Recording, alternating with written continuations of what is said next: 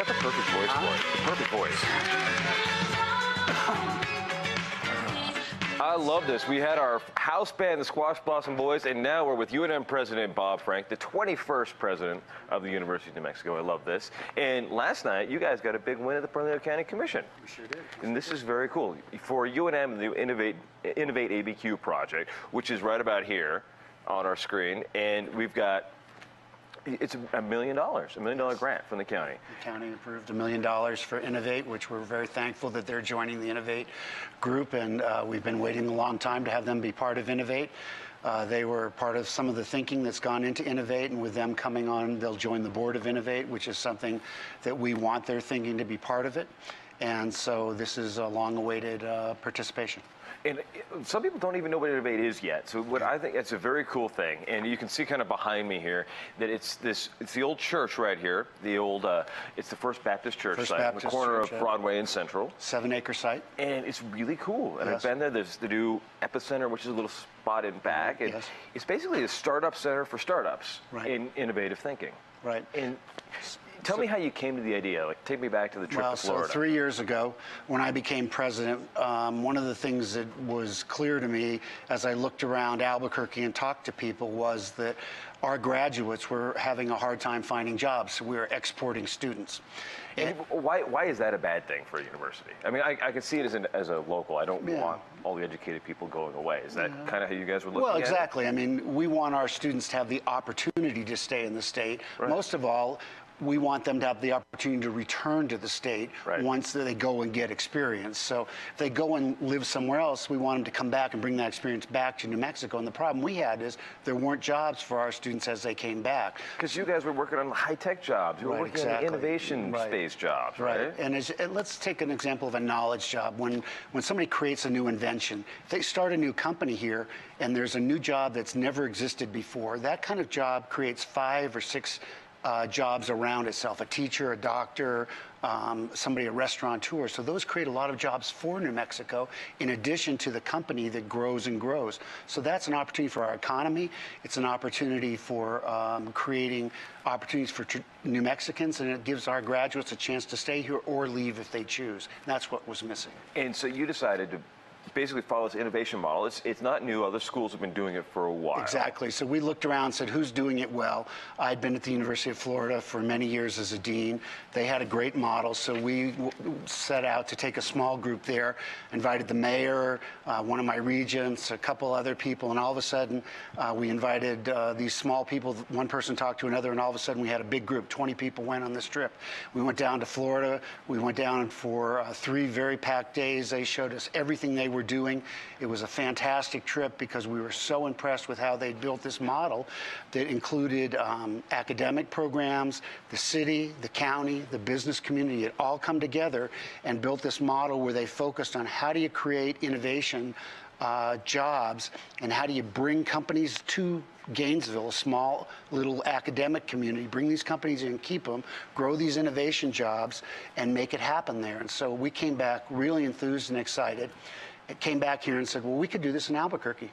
And that's what's led to Innovation ABQ right here at the First Baptist site. And already there's things happening there. The Epicenter's already open. It's in the old Noonday building behind it. And it's already, they're creating a commercial kitchen there. They're doing a bunch of stuff there. And we've got a great video that the folks at UNM produced for us, or produced, and we can show this morning, that really explains a whole lot more about it. We can cue that video up.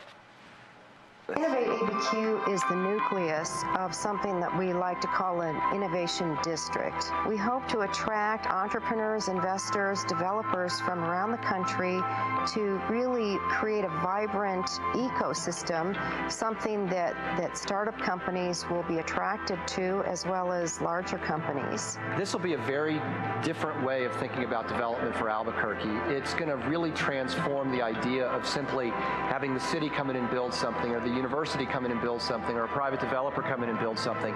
This is really setting up a development strategy where all of these groups come together and collaborate in the most efficient way possible.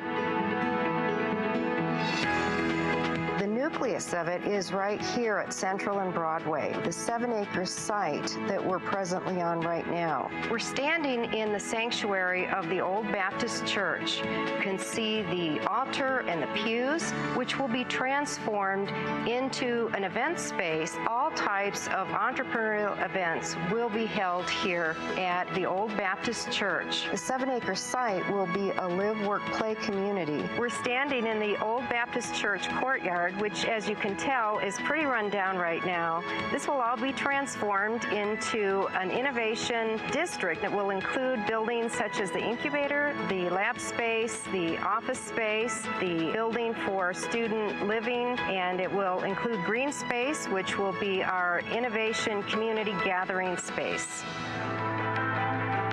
The long-term outcome is to build a much more sustainable, economically and intellectually vibrant community. We're talking to other municipalities such as Santa Fe to see how we can collaborate with them. We're looking at initiatives coming from the county so that there are development opportunities at the county level that can tie directly into this project, as well as a citywide initiative. It's really a much larger statewide collaborative platform. It's never just about the single 7-acre site. This is just a catalyst to see things start to change in the state. I love that video because it really explains a lot about what it is. This isn't a thing that's going to happen tomorrow. This is a thing, what, 10 years, 20 years out, right? Well, I think in the short run, we've already put an RFP out for the development. What's the deadline on that? Do you know off the top of your head? June 1st. And then once we get the RFP, we're going to look at them all and then pick a developer, talk to them, and then we're going to have 90 days for those discussions, and then we're going to issue the response, and then by the fall, we'll be in process of making some of those changes we saw there. Already September, October, we're looking at some great stuff. We'll start to see things change down there. And then, of course, it's going to take a while to do some of those developments, but by the fall, we'll start to see things happen. And it'll take a long time to make all those kinds of changes, but we'll start to see changes down there pretty quickly. What do you want the first building to be? Well, we know 2 buildings that are going to happen down there. There'll be some sort of residence facility for our students. It'll actually be in for what we call the Innovation Academy, which is... Because you want the live, work, play, right? The live, work, play will happen. Our students will be part of that. And then there'll be an incubator for entrepreneurs to be in space. So those are 2 things. But then there'll be a ton of other things these entrepreneurs are going to bring in there that we don't even know. So it's going to be, we don't know what's going to happen there. What's the lean startup model? When you start up a company now, you don't look at doing a 15, 20-year business plan. You look at just doing a simple start it up, make it happen, and go. Exactly. Seat of the pants. And this is all going to be exciting and unpredictable, and we don't know what's going to happen. All we know is it's going to be a change for downtown Albuquerque. It's going to be exciting, and the university is going to be part of it, but the business community is going to be a big part of it, and it's going to be great. Very cool. I've been wanting to ask you, too, I've seen the recent reports that enrollment has been down at universities. A little bit. I mean, what is that? Where's that coming from? Is that just that there is a decline in population? Well, all the 18-year-olds, the number of 18-year-olds is asymptoted a year ago. The number of 18-year-olds flattened out across the country. So we don't have as many 18-year-olds increasing. So that's a phenomenon nationwide. It happened last year in New Mexico. So that's number 1. Number 2, the economy's improving. When the economy improves, number of people going to college decreases. So that's because they're working? Yeah, they're going back to work, and that's good. That's good nationwide, but when you're in our business, it's bad. So, that's the trade-off. So, well, nothing is better for a college than a recession, right? Exactly. So, that hurts C&M the most, and that's one of their factors. The other thing is that it's what's hurt all these for-profit colleges the most, too. Right. Webster just closed. Exactly. So, we're just down a little bit. C&M's down a little bit more than us, in part because of the economy. And so we're seeing big changes there. Right, but there is a way that people can get involved with summer classes. You can sign up now. Exactly. Summer, we've created great incentives for summer. We're running our core classes. We've dropped our tuition for core classes so people can get into those core classes. We're running more online courses so people that are non-traditional students can take those. So we're trying to make school more accessible for students. So we've tried to change things up a little and make college more accessible and easier. Right. And then just briefly, sports is we're already thinking fall sports. Fall sports, yeah. Basketball, baseball team did great this year. Baseball, yeah. They crushed it. Yeah, they did great. We just barely missed out on the conference championship. That close. A really sad loss for us, yeah. But basketball and football, big hopes? Yeah, football starting out 7 home games this year. We got a great team returning. We got great hopes for our football team. Basketball, 3 returning, 3 starters coming back we didn't have.